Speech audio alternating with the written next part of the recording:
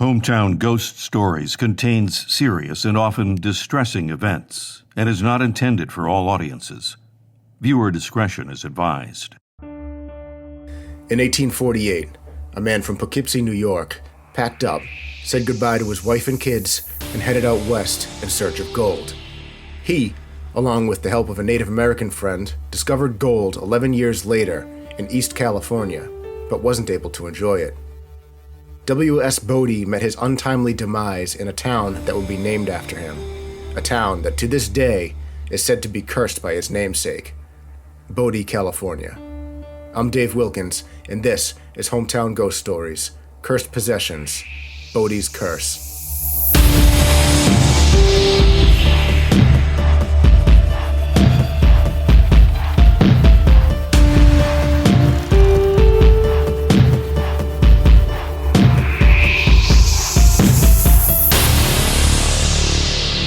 The isolated ghost town of Bodie, California, has been cursed for over a century and a half. And it's not just the town that's cursed. Every item in the town also carries the curse. But where did it originate? The story is quite harrowing. W.S. Bodie set sail for California and its gold in 1848. After rounding Cape Horn, his ship docked in San Francisco in 1849. After years of finding nothing, he decided to head east in hopes to find an unmined area. Along the way, he met a like-minded Native American prospector by the name of Black Taylor. The duo continued to make their way east until they settled on a piece of land north of Mono Lake. Bodie and Taylor scoured the area for years until 1859 when they struck gold, and they struck it big. The men were ecstatic over their long-awaited discovery, but secretly, they were not as excited to share the wealth. Their original plan was to mine gold all summer and then leave before the cold winter struck. Weather in this region would go from extreme heat to extreme cold in the blink of an eye, and wind would whip through the valley at close to 100 miles per hour. Summer turned to fall, and the men, possibly blinded by greed, abandoned their plans to pack up and decided to continue mining. On Halloween of 1859, the two men set out to Monoville to gather their mining supplies. They were completely unaware of the blizzard that was headed their way. They were less than half a day into their journey when the sky turned to a deep blue gray and the temperature dropped drastically. A strong wind from the north began pelting them with intermittent clusters of snowflakes. That's when the first argument took place. Bodie wanted to turn back, but Taylor wanted to push through. The supplies were necessary for the extraction of their fortune from the ground. They agreed to keep moving forward, but it was only a matter of minutes before the rapid clusters of snowflakes turned into whiteout blizzard conditions.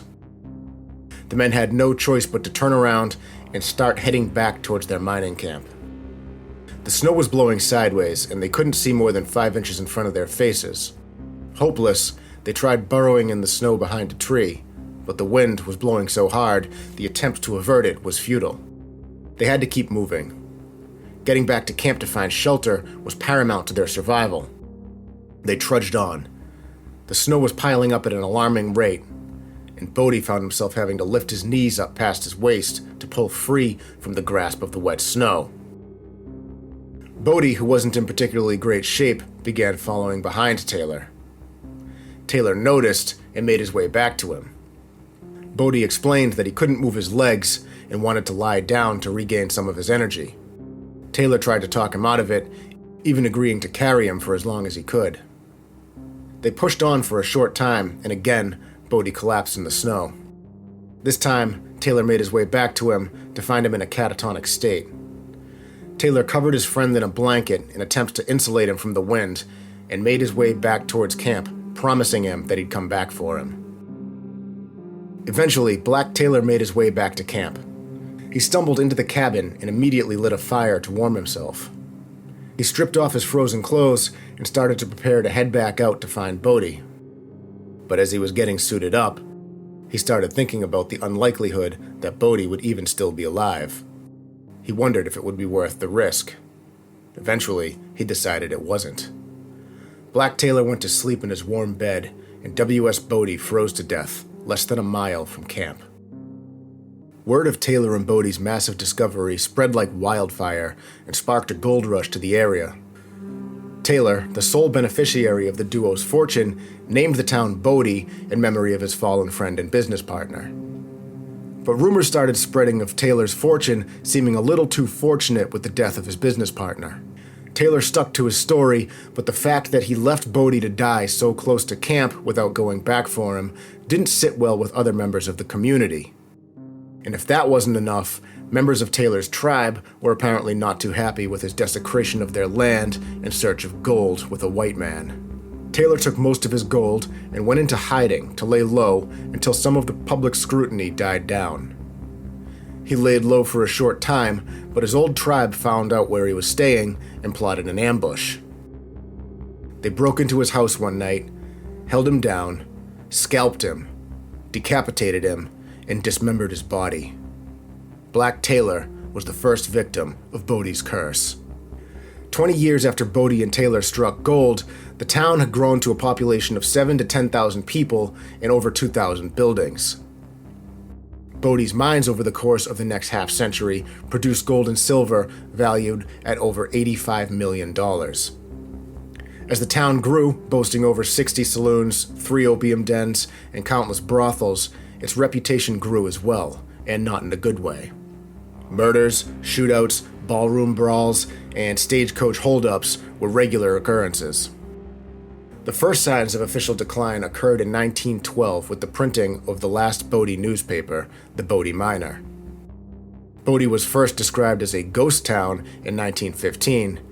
By 1920, Bodhi's population was recorded by the U.S. Federal Census at a total of 120 people. In the 1940s, the threat of vandalism faced the ghost town. The Kane family, who owned the land, hired caretakers to protect and maintain the town's structures. There was an enormous theft problem as well. Outsiders would come to town and steal things. Anything, just to say they had a piece of the infamous mining town. The solution to the problem the caretakers came up with was to dissuade the outsiders with tales of a curse. They spread the old tale that Bodhi's spirit was angry at being betrayed by his friend, believing that Taylor let him die in order to steal his share of gold, likely cursing him before he died. Anyone who took something from Bodhi would be cursed with misfortune for the rest of their lives. But it wasn't a real curse. Or was it? Caretakers began receiving letters from people who visited the city in the past. Letters of apology, containing items that they had taken. One person sent back a letter opener saying that ever since he had taken it, bad things would happen to him every single day. From small things such as him cutting himself on sharp objects to things as major as car accidents. A pair of young women had taken some stones and made necklaces out of them. They also began experiencing similar negative events. They chalked it up to coincidence until the stones on the necklaces began leaving nasty rashes on their skin. That's when they decided to mail them back. One woman visited on August 5th and had taken a piece of glass. On August 7th, 8th, and 9th, she suffered a sinus infection so severe she had to be hospitalized and injected with Demerol. 5 days later, her son dropped a ceramic bowl on her foot, sending her back to the emergency room for stitches. 5 days after that, her daughter got stung by a red ant, causing an allergic reaction and a subsequent hospital trip. At that point, she mailed the glass back, and the hospital visits stopped. Another instance was on a larger scale, too large to fit in an envelope and drop into a mailbox. 2 brothers wanted to do something nice for their mother, but didn't have a lot of money. She loved to play the piano, but there was no way they could afford to buy her one. The brothers knew there was a piano in Bodhi that nobody would miss, so they drove out, loaded the piano into a truck, and took it away. What followed was unprecedented. What was a relatively normal, quiet life had turned upside down with death, divorces, brutal car accidents, and the final straw was one of the brothers had a young daughter who was diagnosed with leukemia. He got on the phone with the caretakers the next day and confessed to stealing the piano. He had the piano shipped back with a note saying, "Please take this back." Bodhi's curse lives on to this day, and people afflicted by it continue to send the cursed possessions back every day. Did W.S. Bodhi curse the land with his dying breath? Did the Native Americans curse the people who stole from their land? Or was it an accidental curse placed by the caretakers in an attempt to stop the thefts? We may never know.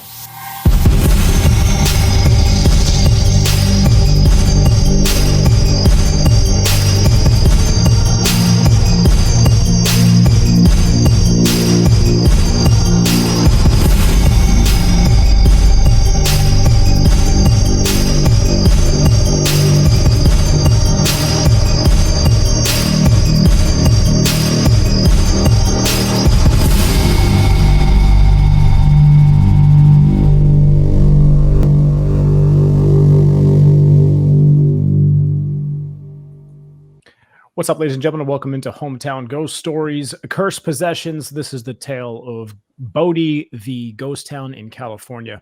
My name is Jesse Wilkins. I am joined by Rob Coakley. Hello, Rob. Jesse, I would never leave you in the snow. And Dave Wilkins. Hey, Dave. What's up? Rob, it was nice to hear you say something nice in this opening. Oh, I would leave you in the snow. That's why your name wasn't brought up. You know what? You would be left. I asked for it. You did. I did. I literally asked for it. I think you did. Yeah. This is one of the coolest looking ghost towns of all the ghost towns that I've seen. Well, there's a reason for that. This is a town that they say is in a state of arrested decay, is the term they use. And what that means is basically I think it was the 1940s, they officially made it a ghost town, but they also turned it into a state park, and the state upkeeps it. Like they basically keep it as a ghost town, which is really cool. That is cool. Arrested Decay sounds like a good band name. So we'll start the Hometown Ghost Stories band. We're going to call it Arrested Decay. I like that. Yeah, it definitely got that old Wild Wild West feel to it. The buildings still look as they did, like it was just frozen in time. I'm just scrolling through some of these images of them now. It's very, very cool looking. Looks like, something you'd roll up to in Red Dead Redemption. It does. Which means I like it. Everything that you described within the town as well. I was like, this is literally a 3-hour trip in Valentine and Red Dead Redemption 2. Yeah, really. Saloons and stagecoach robberies and all. It had everything, Yeah. Just needs some Arthur Morgan. I will say, with all the money that town had and all the saloons that they had, the brothels, all the thousands of structures. 65 saloons. Yeah, 65 saloons. Not enough opium dens. Only 3. I know. The saloon to opium den ratio is very lopsided. It is crazy how many saloons these mining towns had. We did oh my god, we did Tombstone. Might have been episode 2 of all of our episodes. It was. And they had over 110, right? 110 saloons in that town. Portsmouth too, but I mean, not much has changed. I mean, obviously they're not all called saloons now, but when you drive down the street, how many bars do you pass? When you go downtown Boston, how many? There's three bars per block. This was a population of 7,000, right? Yeah. Compared to a population of what? How many million people in these cities that we're talking about? Yeah, True. So Bridgewater might have 10, and the population's way heavier than that here. So it's just jarring when you hear it. And I know there wasn't as much population to saloon ratio. Yeah, I could see that point. Yeah. But this was also a time where literally everyone was just they're in the mines or they're in the rivers panning for gold, and then they were just in the saloon. Right. That was everyone. So they had to accommodate literally every single person in the town. Yep. But this was I was reading into this. So this town of Bodhi can also double as a hometown ghost story, because I left all of it out, but this town is haunted as fuck. There are so many ghost stories and so many of these different locations. So don't be surprised if we come back here, maybe in season 2 of Hometown Ghost Stories to Bodie, California. But this Cursed Possession episode reminded me a lot of the last Cursed Possession episode we did, which was Kohing Nam there, which you take something from there and you're cursed. They mail it back with the letters. There's a lot of similarities there, which I thought was pretty interesting. Yeah, but it was almost the same story. You get these people steal just to steal, and they're stealing stupid stuff like just nails and flowers and just stupid little items. And they're like, please take this back. Please put it back where it's from. Oh no, man, they're taking pianos too. They were piano. I know that's pretty grabbing unique. some heavy duty shit out of this place. if they're grabbing pianos. But like letter openers and stuff, that's kind of cool to have if you were able to get your hands on something like that from this place. Or, dude, if I had a wild west ghost town down the street, I'd loot the shit out of that. But yeah, so many cool things to take, and the fact that it was preserved, by the state and everything means that like they aren't really touching anything. So it's like, dude, yeah, I mean, I'm no thief, but that seems like that doesn't surprise me whatsoever that people are just grabbing whatever they can get. Sounds like you might be. I'm no thief, but I would rob the shit out of that place. I strategically live really far from places I want to steal from. So now I'm not a thief. Nothing cool in Massachusetts. No. Not a single thing. There was one story I left out of this, but there was a woman who ended up mailing a nail back, but it was a nail that she had driven over and her tire picked it up. And she couldn't figure out like why her car kept breaking down, and was like, what is going on with this brand new car that I have? And just she had like negative experience after negative experience. And she was like, she heard about the curse of Bodhi, and she was like, oh, if you take something, she's like, I didn't take anything from Bodhi. And then she thought back to her first tire flat, which she had was one of her first like car issues. And she pulled, she had the nail, so she pulled it out. And it was like one of those like old fashioned cut nails that they would make to build these old buildings. And she was like, oh, I bet I drove over this nail from Bodhi. She mailed it back, and all the bad things stopped happening at that point. So yeah, they've also gotten a bunch of silly ones. So there are skeptics on this whole curse situation, and it kind of all seems to lead back to some of the stupid stuff that people send back. Like they're like, oh yes, this thing that I took was cursed. Some kid said that his parents grounded him after, and so he believed that he was cursed because he got grounded after. So they've clearly gotten some like prank ones, or just some stupid ones, or people but are bored. That doesn't debunk anything. That's just people being idiots. You know what I mean? Right. What I will say, I think the heaviest evidence against this is that the caretakers literally pretty much invented the curse, right? Well, they took what was like, there was like the legend of Bodhi's curse, right? They like the legend was that he died and he cursed Black Taylor in the land, and he did that because Black Taylor let him die in order to steal his gold from him. So that's where the original curse came from. But the caretakers were like, we need to stop people from stealing from us, so we're gonna just take this old legend and say it's a real curse. And if you steal from Bodhi, then you're going to be cursed with misfortune, to get people to stop stealing. So that's where the idea of the curse really came from. Sure. What are the rules of a curse, though? So it's like, okay, so if this guy cursed Black Taylor, or if Bodhi cursed him originally, like I don't think he did some sort of a ritual while he was dying in the snow. If the caretakers cursed whoever comes to this land to take items from it, what makes their curse less valid? Because they're alive? Yeah, that was kind of the angle that I spun on it at the end of the episode there. I was like, did they accidentally curse it while trying to make a fake curse? Did they make a real curse? Like, what is it? What do you have to do to make a real curse? And I go back to this being such a vague curse, right? Where it's like, if you do X, just vaguely bad things are going to happen to you, right? And then anyone who believes in curses is going to believe that any misfortune that comes their way is because of the curse. Can I spin this another way? Yeah. So you talked about the Native Americans and how they were mad that the other guy, what's his name, Black Taylor, was taking stuff. Can I spin it as maybe the natives had already put a curse on the land, and it started with Bodhi being the first one to die from the curse because he took something, and so he died from it, then Black Taylor died from it, and then as you continue to take things from the landscape, whether it be natural or man-made, you were still being cursed. Does that check? Yeah, it does. I mentioned the possibility of it being a Native American curse for that reason, but I didn't even consider including Bodhi in that. For some reason, like, yeah, he could have been the first one because he was the first one. That's a great point. He was the first one to strike gold there. He was the first one. I actually like that more than the idea that caretakers curse the land. I get it's. Yeah, I did like it. Has better ring. It has a better ring to it than the cursing. The cursing that holds a lot more weight, even more weight than the Bodhi cursing it because it was stolen from him. Another good band name, the Cursing Caretakers. Well, and you can't say that it's from Bodhi because no one heard him say it, right? Like you can't. Right. It was just a. It's a legend based on what you think he did while he was dying.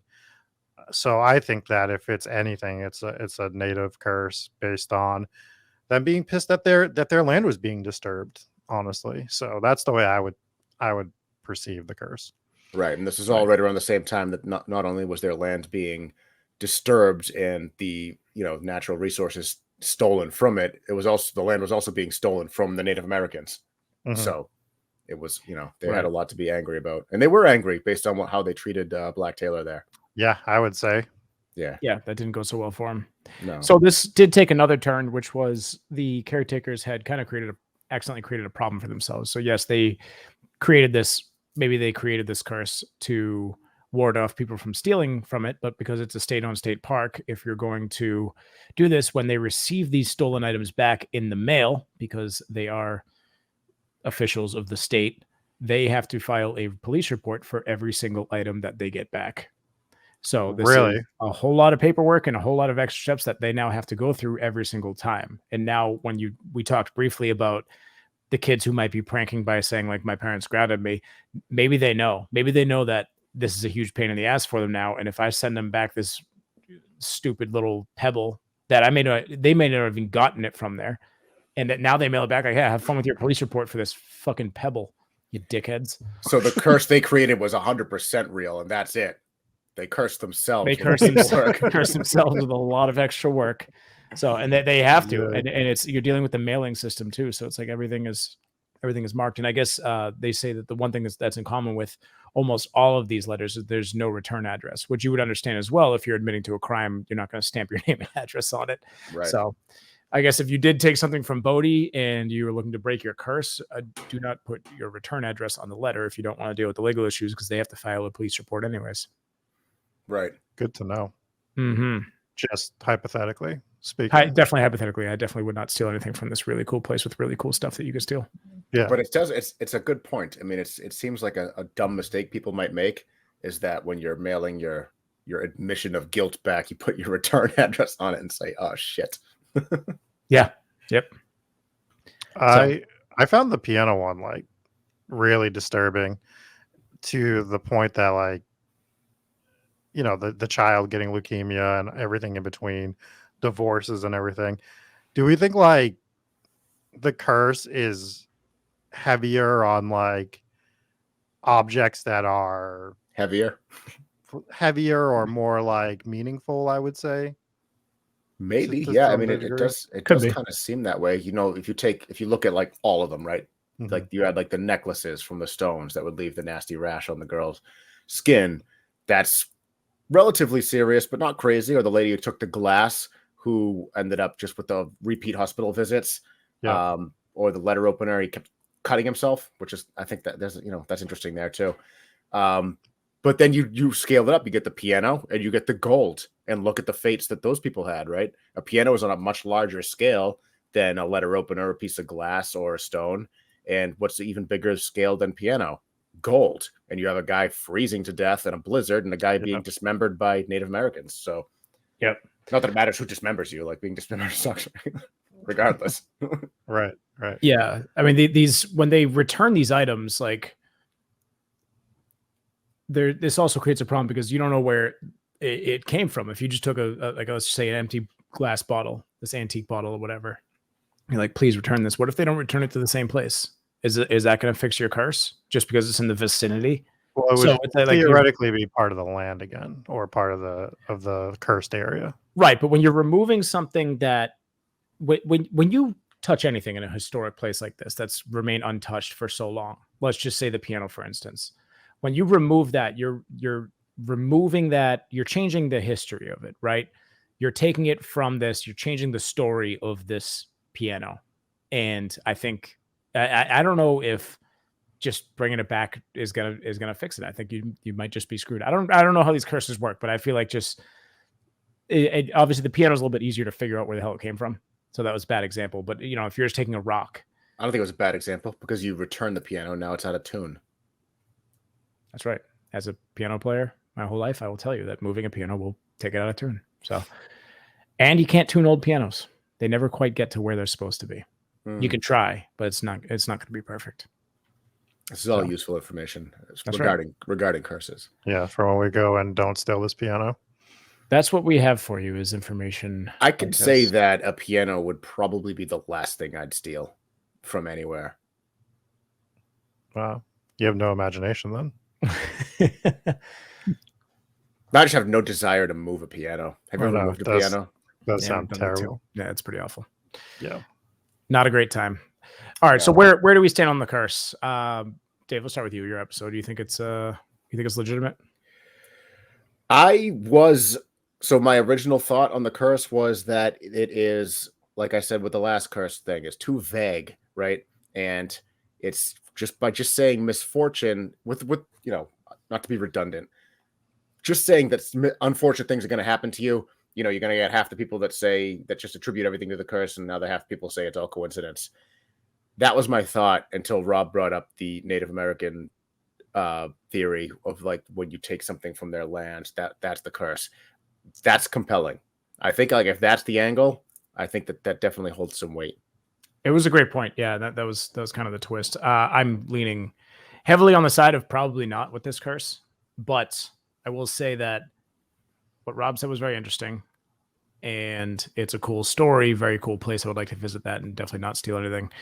But I am very, very interested to hear about what kind of ghost stories came out of this. So I think we do return to Bodhi, and I would like to see if we got enough to put an episode together on it. It's pretty close to Nevada. We could even do like a Vegas trip / Bodhi trip. That would be pretty fun. But Rob, what are your thoughts on this one? Well, I also think that Rob is the smartest person on this show, and that nobody said that. Nobody said that. I just don't remember having that conversation. And my point was quite compelling. So I'm going to go with that one. I'm going to say that. I think we can go back and change our. I think your point sucked, and it just. I think definitely isn't true. Any of it is a curse. That would be the way the curse is. And the other part I do find compelling is the scaling. So based on what you steal, it almost seems like it scales. So I kind of find that intriguing. So I kind of want to believe it. So I'm going to for now. That was another good point too. Actually, you had two really good points in this one, and I want to congratulate you on the first 2 good points you've ever made in your life. Yeah. So credit where credit's due. You try to make fun of me, and I curse your audio. So that's what happens. Started chopping up, but that will be the first and last time we ever pay you a compliment on this show, Rob. But with that being said, with Dave's audio cutting out, I believe that we should wrap it up there. But that is Cursed Possessions, the ghost town of Bodie, California. Do not steal from this place, because if you do, some serious misfortune could happen to you with a wide range of things that could. Is it real? Is it not? Let us know what you think in the comments below. Tell us what you think about this cursed possession. And how about this? If you've ever been cursed or believe that you've been cursed, either comment below or send us an email letting us know why you think you were cursed or how you were cursed, because I would find that interesting as well. Also, if you've ever left a negative comment or review on any of our things, you are cursed. Yes. And you can write us a letter, and you can take back what you said as long as you update your comment or review. So for your own good, I would. If you don't want to be cursed anymore, you have to subscribe to Patreon, and it has to be at the $20 tier for 6 months, and then we will remove the curse. Mm-hmm. You're in a probation period until then, though. You all remember the time I cursed Rob's chair. You don't want any of that. Nope. Yeah. Don't want that. Don't want that. With that being said, we'll be back on Tuesday with a brand new episode of Hometown Ghost Stories. Real quick, let's give a shout out to our Patreons. We have our brand new VIPs, Bro, Dad, and Ma. Appreciate you guys. You're the best. Not cursed. The best. Definitely not cursed. You are safe. Other people that are safe are our other VIPs, Justin T and Jimmy H, as well as Stephen V and Lisa J. Those are our VIPs. The list is growing. So thank you guys so much. As for the rest of the Patreons, we have Carolee J, Justin T. We have Rachel B, Anthony, Angry Dave Rocks T, Matthew T, Cody G, Sydney B, Mark M, Papa Squatch, Mike B, Brandon W, Sarah W, Soph M, Hooper, Jake V, Stephanie A, Catherine McSlugs, Sarah R, and an honorable mention for Seth Dave Sucks W. We appreciate you guys for signing up on Patreon. This list is growing, and it's actually growing so long that it's kind of getting redundant reading it out, but we will continue to do so because we promised. And yes, so thank you guys so much. If you want to be in on the credits and on some free perks and early access to other side content, consider signing up on Patreon. The link is below. And not cursed. And you will be safe from You'll the stay curse. curse free. It's perfect. And we have a cult, so you don't even want to know about the dangers of that. So we're full of threats here at Hometown Ghost Stories. Thank you guys for tuning in. We'll catch you next time. Appreciate you. Hey everybody, Rob from Hometown Ghost Stories here. Wanted to thank you for checking out this piece of side content. If you really liked it, you can head over to Patreon, and for as little as $3 a month, you can get access to these a little bit early. Also, we are doing member-only stuff on Patreon, such as our History of Ghosts series, where we talk about like Andrios, Banshees. We let you know where they came from, their origin, some stories associated with them. It's a lot of fun. Until then, if you look over this shoulder here, you can find one of our earlier episodes. And if you look down here, we got another side content episode. Until next time, from Jesse, myself, and I guess even Dave, thanks for watching Hometown Ghost Stories.